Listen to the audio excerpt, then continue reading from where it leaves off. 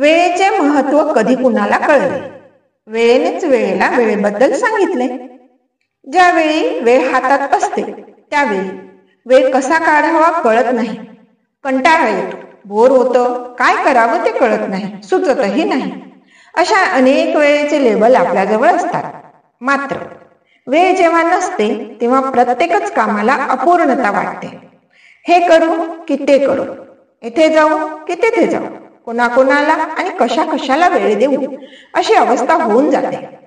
बाळ जन्माला येतो त्या वेळेतही वेळेचा मुहूर्त पाहणारा मनुष्य, पूजा करण्यासाठी वेळेचा मुहूर्त, नवीन वस्तू खरेदी करण्यासाठी वेळेचाच मुहूर्त, घर घेण्यासाठी, घरात प्रवेश करण्यासाठी, लग्न करण्यासाठी, अशा अनेक कार्यांकरिता वेळ आणि वेळेचा मुहूर्त पाहणारा मनुष्यच असतो ना.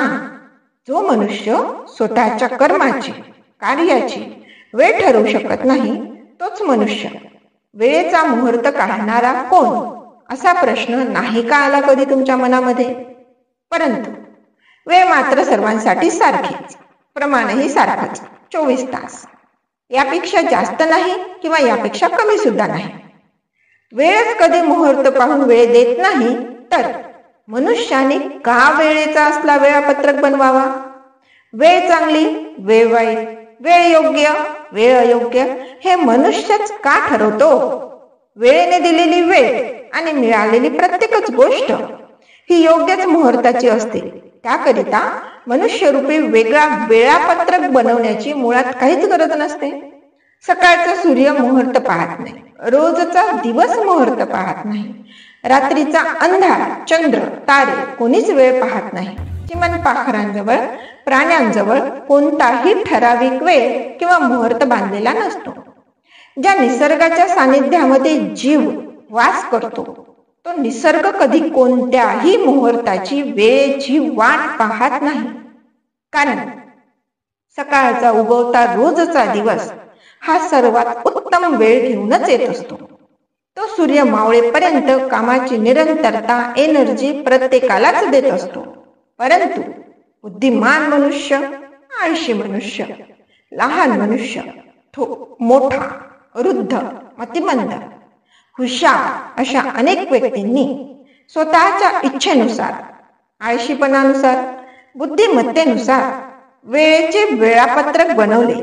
तर काही बोंधूबाबांनी तर पैसा कमवण्याचे साधन म्हणूनच या वेळेचा उपयोग मुहूर्त म्हणून करायला सुरुवात केली. स्वतःच्या बुद्धिमत्तेवर, स्वतःच्या ताकदवर, स्वतःच्या कार्यावर विश्वास नसणाऱ्या, मुळात स्वतःवरच विश्वास नसणाऱ्या कर्मळ लोकांनी मात्र स्वतःवर अविश्वास ठेवून बोंधूबाबांनी दिलेल्या, सांगितलेल्या मुहूर्तावर, वेळेवर विश्वास ठेवायला सुरुवात केली. आणि तेव्हापासून सुरू झाला खरा वेळेचा हा खेळ. वेळ सतत प्रत्येकच व्यक्तीला हे सांगू इच्छिते, तुम्ही काम करा, खुश राहा, आनंदी राहा, स्वतःला ओळखा, स्वतःला शोधा. ज्यावेळी तुम्हाला जाग येईल कार्य करण्यासाठी, जीवन जगण्यासाठी, निर्णय घेण्यासाठी, तीच तुमची योग्य वेळ आणि योग्य मुहूर्त आहे. रोजच्या उगवत्या सूर्याप्रमाणे रोजच तुम्हाला एनर्जी युक्त वेळ मिळते. तिचा योग्य उपयोग करा. निघून गेलेली वेळ हातात पुन्हा येणार नाही.